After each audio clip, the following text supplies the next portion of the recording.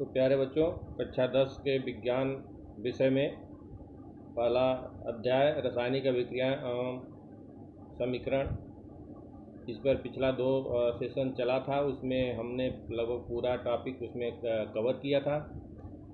मुझे विश्वास है कि आप लोग बहुत कुछ उसे सीखने का प्रयास किए होंगे। अगर कोई उसमें समस्या आती है तो आप हमारे YouTube चैनल APIC क्लासेस पर जहाँ देखते हैं उसके कमेंट चैनल में आप लिख सकते हैं कि उसमें क्या और आपको सुधारात्मक उपचार किया जा सकता है।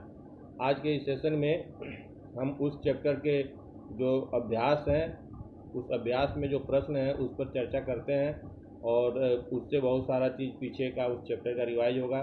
तो प्यारे बच्चों, जैसा कि संभवतः अगर किताब अगर आपके पास होगा, टेक्स्ट बुक होगा, तो आप उस एक्सरसाइज को, अभ्यास के प्रश्न को खोल लीजिए और उस पर मैं एक एक पे चर्चा करते जा रहा हूँ। तो जैसा कि पहला प्रश्न है, इसमें ऑब्जेक्टिव दिया हुआ है कि नीचे दी गई अभिक्रिया के संबंध में कौन सा कथन असत्य है। ये अभिक्रिया दिया हुआ है 2PbO, मैं यहाँ लिख रहा हूँ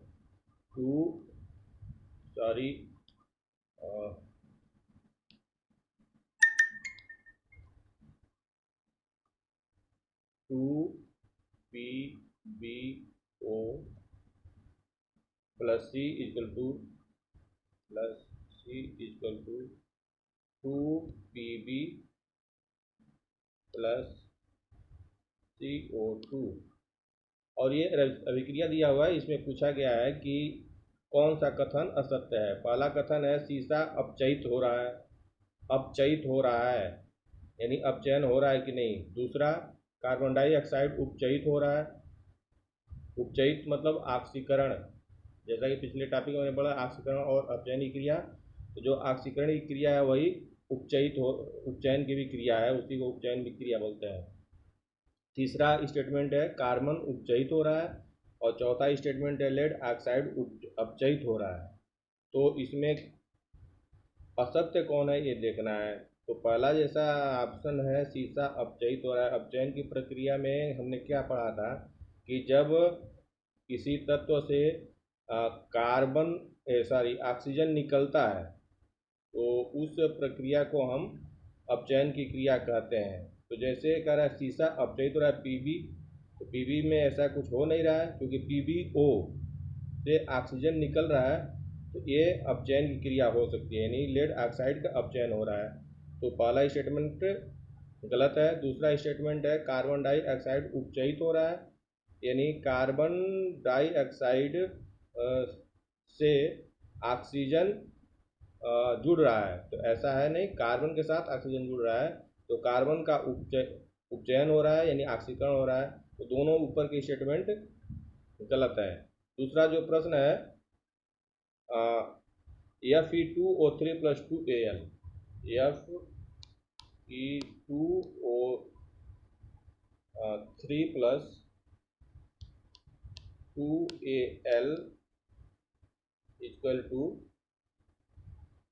Al2O3 प्लस 2Fe। ये पूछा है कि कौन सी, ये किस प्रकार की अभिक्रिया है, यानी विस्थापन की है कि द्विविस्थापन की है कि वियोजन की है कि एडिशन की है। तो इसमें आप जैसा देख पा रहे हैं कि Fe जो अभिकारक है Fe2O3 फेरिक ऑक्साइड और एल्युमिनियम, इसमें आयरन के साथ उत्पाद में ऑक्सीजन जुड़ रहा है। ये विस्थापन कर रहा है, यानी Fe2O3 से Fe2 का एल्युमिनियम के द्वारा विस्थापन हो रहा है और इस प्रकार Al2O3 उत्पाद बन रहा है। तो अभिक्रिया है विस्थापन अभिक्रिया। कौन सी अभिक्रिया? विस्थापन अभिक्रिया। और तीसरा जो प्रश्न है, कह रहा है लौह चूर्ण पर तनु हाइड्रोक्लोरिक क्लोरिक अम्ल डालने से क्या होता है। सही उत्तर पर निशान लगाइए। लौह चूर्ण पर, ये लौह चूर्ण का मतलब आयरन Fe पर क्या मिला रहा है, HCl, तनु HCl यानी HCl मिला रहे हैं। तो क्या होगा ये बनेगा FeCl2 प्लस H2 और यहाँ पर रहेगा 2, तो ये फेरिक क्लोराइड बन रहा है और हाइड्रोजन गैस मुक्त हो रही है, ये हाइड्रोजन गैस निकल रही है। नेक्स्ट प्रश्न, संतुलित रासायनिक समीकरण क्या है? रासायनिक समीकरण को संतुलित करना क्यों आवश्यक है? इसको हमने पिछले टर्म में सेशन में हमने इसको देखा था। नेक्स्ट प्रश्न है कि निम्न कथनों को रासायनिक समीकरण के रूप में परिवर्तित कर उन्हें संतुलित कीजिए। ये स्टेटमेंट है, इसको रासायनिक समीकरण में लिखना है। नाइट्रोजन हाइड्रोजन गैस से संयोग करके अमोनिया बनाता है। इसको कैसे लिखेंगे?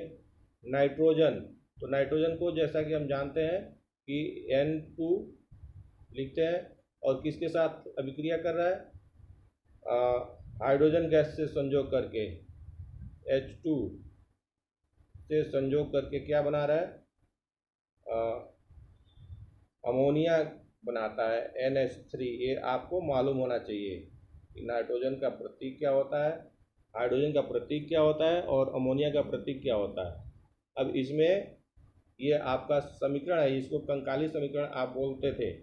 अब इसको संतुलित अगर करना है तो यहाँ पर देख रहे हैं कि 3H हाइड्रोजन के 3 है और यहाँ पर 2 है और नाइट्रोजन इधर 2 है, इधर 1 है। तो यहाँ पर अगर हम 2 मल्टीप्लाई कर दें तो आपका ये बराबर हो गया नाइट्रोजन। और इधर क्या, हाइड्रोजन कितने परमाणु हो गए? 3 दूना 6। तो यहाँ पर आपको लिख देना है 3 से मल्टीप्लाई अगर कर देते हैं तो 3H2 यानी 6, तो ये आपका संतुलित रिएक्शन हो गया। दूसरा है, हाइड्रोजन सल्फाइड गैस का वायु में दहन होने पर जल एवं सल्फर डाइऑक्साइड बनता है। तो H2S ये क्या कर रहा है? हाइड्रोजन सल्फाइड H2S दहन कर रहा है, मतलब ऑक्सीजन से क्रिया कर रहा है, तो क्या बना रहा है? Sulphur dioxide. ये जैसे हम कंकाली समीकरण लिख पा रहे हैं, SO2 प्लस जल बनाता है H2O। अब इसको आपको संतुलित करना है, तो ये आपका समीकरण है। तो पहले तो SO2 इसमें क्या क्या समीकरण में संतुलित कर सकते हैं, क्योंकि जैसा देख रहे हैं हाइड्रोजन इधर 2 है, इधर 2 है, ये भी सही है।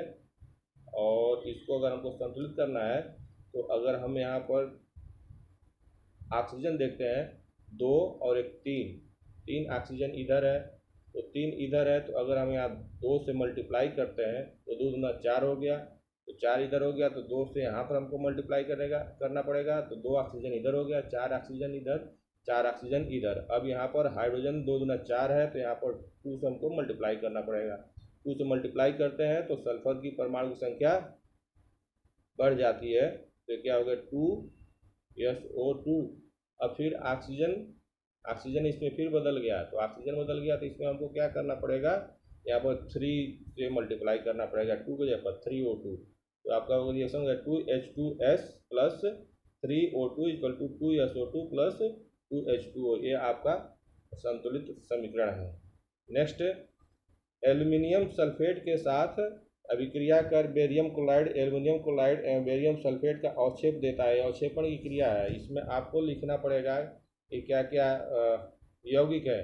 तो BaCl2 एल्युमिनियम सल्फेट ये आपस में क्रिया कर रहा है, तो Al2SO4 और ये हो गया थ्राइस प्लस इसके साथ barium chloride BaCl2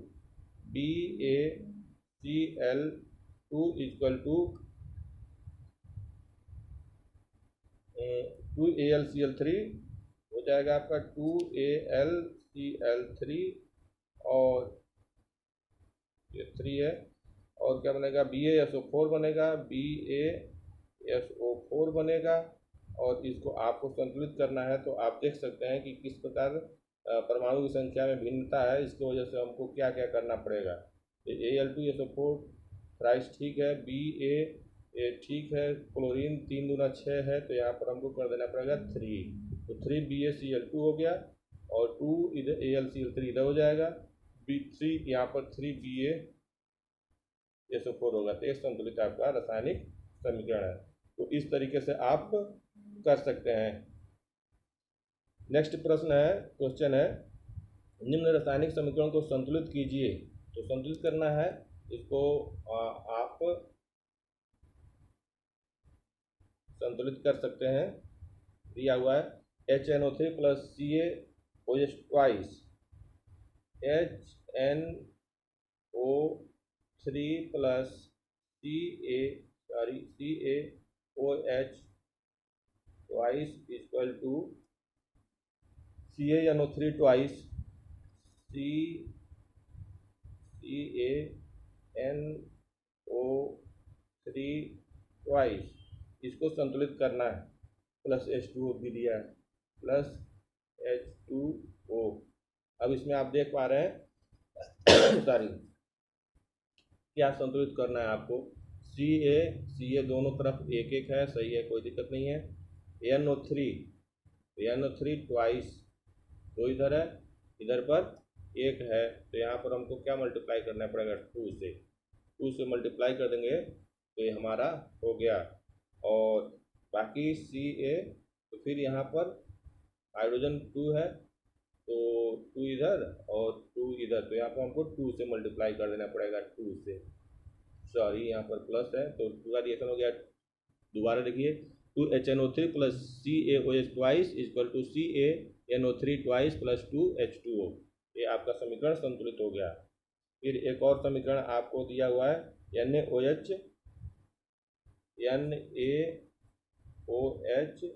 plus H2SO4 equal to Na2SO4 plus H2O,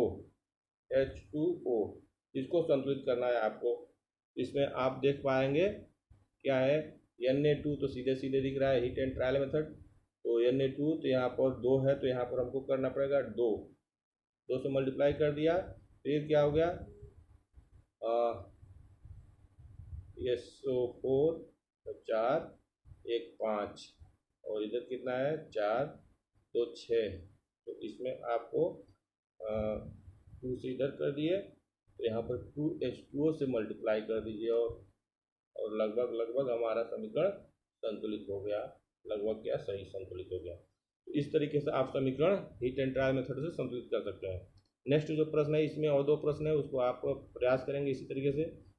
next question है, निम्न अभिक्रियाओं के संतुलित रासायनिक समीकरण लिखिए।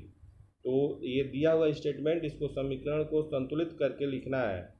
क्या लिखना है, जिंक सिल्वर नाइट्रेट के साथ क्रिया करके जिंक नाइट्रेट और सिल्वर बनाता है। तो आप यहाँ पर स्टेटमेंट है, उसको लिखना है जिंक, यानी zinc plus silver nitrate equal to zinc nitrate plus silver, zinc nitrate plus silver, इसको हमको लिखना है। तो जिंक का आप जानते हैं Zn plus silver nitrate AgNO3 equal to zinc nitrate ZnNO3 plus Ag को बाहर करना है, और इसमें अब संतुलित करना है आपको NO3। तो जिंक चूँकि 2 धन आवेश बनता है, तो यहाँ पर 2 होगा, ZnNO3 का ट्वाइस होगा।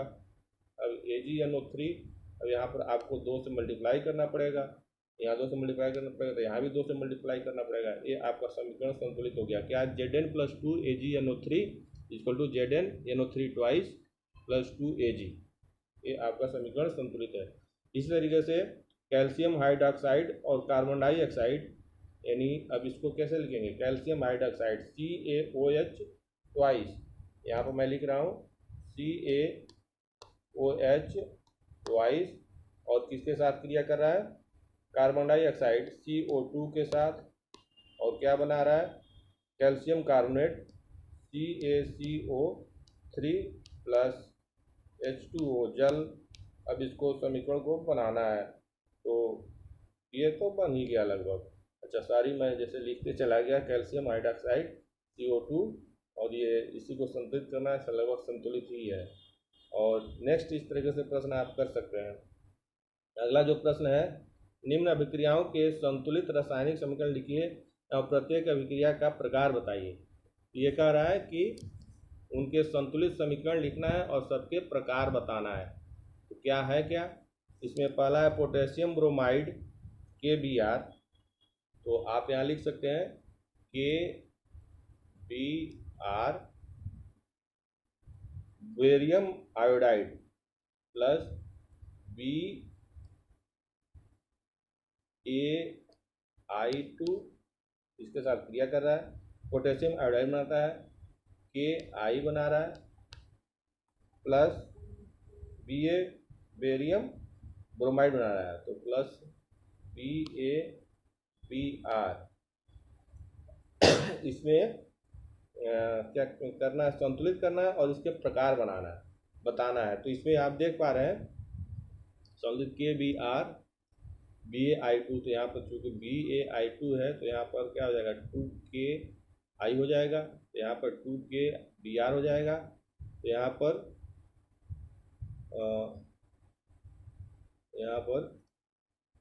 2KBr BaI2 हो गया प्लस 2KI प्लस BaBr2, ये आपका समीकरण संतुलित हो गया। कौन किस प्रकार का अभिक्रिया है, तो ये अभिक्रिया क्या दिख रहा है, इसमें से K टूट करके यहाँ पर जा रहा है और Ba यहाँ पर जा करके यहाँ पर टूट रहा है।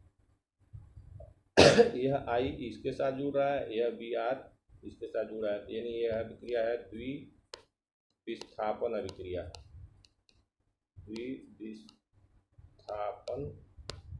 द्विविस्थापन अभिक्रिया।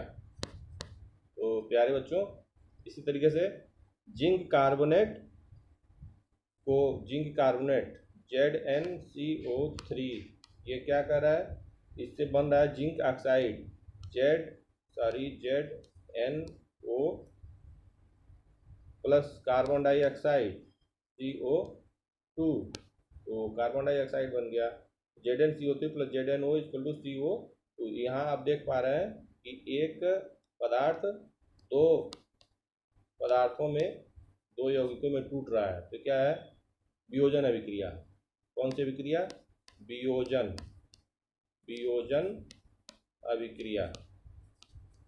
अभिक्रिया। और इसी तरीके से हाइड्रोजन और क्लोरीन क्रिया करके हाइड्रोजन क्लोराइड बना रहा है। यहाँ पर मैं लिख रहा हूँ हाइड्रोजन और क्लोरीन क्रिया करके हाइड्रोजन क्लोराइड बना रहा है, HCl बना रहा है, 2, ये संतुलित हो गया आपका। और ये कौन सी अभिक्रिया है, ये अभिक्रिया हो जाएगी योगात्मक अभिक्रिया। तो प्यारे बच्चों, इस प्रश्न में ये प्रश्न टाइप पूछा है, तो योगात्मक एक अभिक्रिया बता सकते हैं। लिखा हुआ है कि मैग्नीशियम हाइड्रोक्लोरिक अम्ल के साथ क्रिया करता है तो मैग्नीशियम क्लोराइड बना रहा है और हाइड्रोजन बना रहा है। यह किस प्रकार की अभिक्रिया है, इसको आप बता सकते हैं। हिंट मैं दे रहा हूँ, ये विस्थापन अभिक्रिया है, बाकी आप रिएक्शन इसको लिख सकते हैं। प्यारे बच्चों, नेक्स्ट प्रश्न है, ऊष्माक्षेपी और ऊष्माशोषी अभिक्रिया का क्या अर्थ है।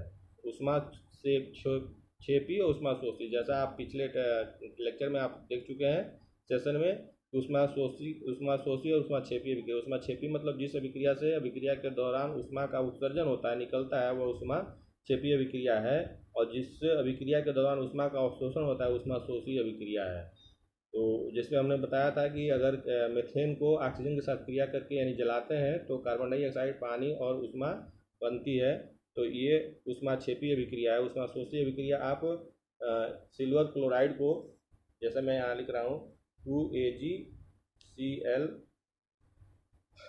Equal to 2Ag plus Cl2 यहाँ पर H न्यू हमने लिख दिया, यानी प्रकाश की उपस्थिति में।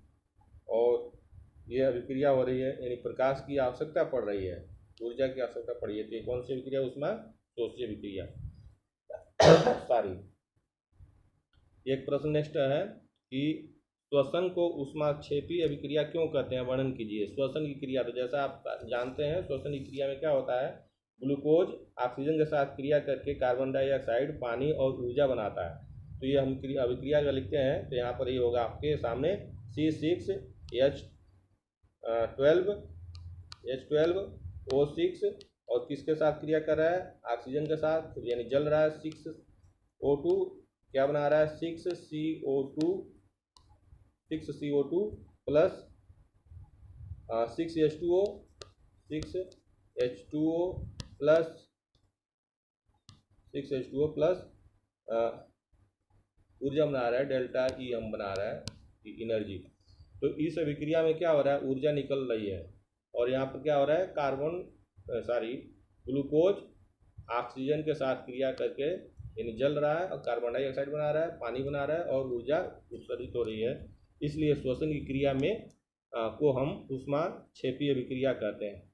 नेक्स्ट प्रश्न है कि वियोजन अभिक्रिया को संयोजन अभिक्रिया के विपरीत क्यों कहा जाता है।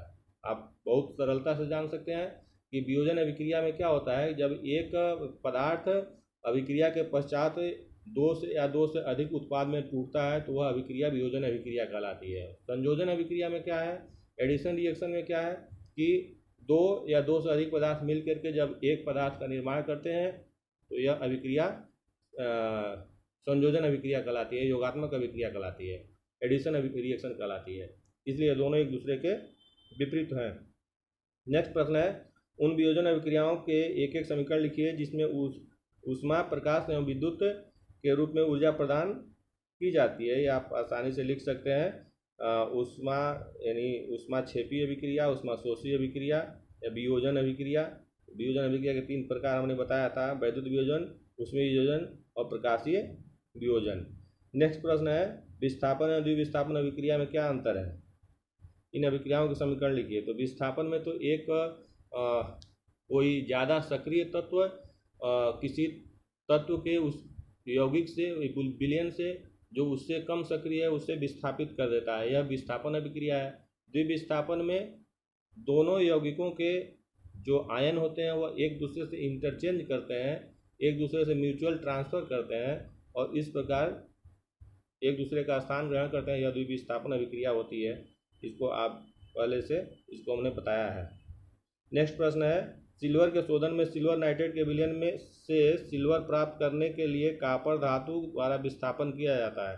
तो यह किस प्रकार की अभिक्रिया है, तो Cu प्लस AgNO3 ये आप लिख सकते हैं, और उसमें से Ag निकालना है तो Ag निकलना है तो विस्थापन अभिक्रिया है, सीधा सा मतलब। अवक्षेपण अभिक्रिया से आप क्या समझते हैं, अवक्षेपण अभिक्रिया से जब दो या दो से अधिक के यौगिक पदार्थों को आपस में मिलाया जाता है और उससे अबिलीन अवक्षेप बनता है तो यह अभिक्रिया अवक्षेपण अभिक्रिया कहलाती है। जैसे मैं यहाँ लिख रहा हूँ barium chloride BaCl2 plus K2SO4 equal to BaSO4 plus 2KCl, ये आपका बेरियम सल्फेट का अवक्षेप बन रहा है, यह अभिक्रिया अवक्षेपण अभिक्रिया कहलाती है। ऑक्सीजन के योग या ह्रास के आधार पर निम्न पदों की व्याख्या कीजिए प्रत्येक के लिए। तो जैसा आपने पिछले टॉपिक में देखा था, इस अभ्यास में हमने कराया था कि ऑक्सीकरण और अपचयन या उपचयन या अपचयन की अभिक्रिया क्या है। तो ऑक्सीकरण की अभिक्रिया में हमने बताया था कि जब ऑक्सीजन किसी पदार्थ के साथ जुड़ता है तो यह ऑक्सीकरण की अभिक्रिया कहलाती है, और जब किसी पदार्थ से ऑक्सीजन निकलता है तो यह अपचयन की अभिक्रिया कहलाती है। तो इसके आधार पर आपको परिभाषित करना है, जैसे कार्बन के साथ ऑक्सीजन जुड़ रहा है तो कार्बन डाइऑक्साइड बनेगा, तो ऑक्सीजन जुड़ रहा है कार्बन के साथ, इसलिए यह ऑक्सीकरण की क्रिया है। और इसी प्रकार अपचयन में जैसे कार्बन डाइऑक्साइड के साथ हाइड्रोजन से क्रिया करा दें, CO2 plus H2 equal to CO plus H2O, यहाँ पर ऑक्सीजन एक निकल गया, यहाँ पर ऑक्सीजन निकल गया, तो ये कौन सी अभिक्रिया है, अपचयन की। तो ऑक्सीजन और ऑक्सीजन की क्रिया को ऑक्सीजन के जुड़ने या निकलने के आधार पर हम बता सकते हैं। लोहे के नेक्स्ट प्रश्न है कि संक्षारण और विकृति गंधिता क्या है, इसको आप आसानी से बता सकते हैं, इसको हमने बताया है। तो आज के सेशन में बस इतना ही।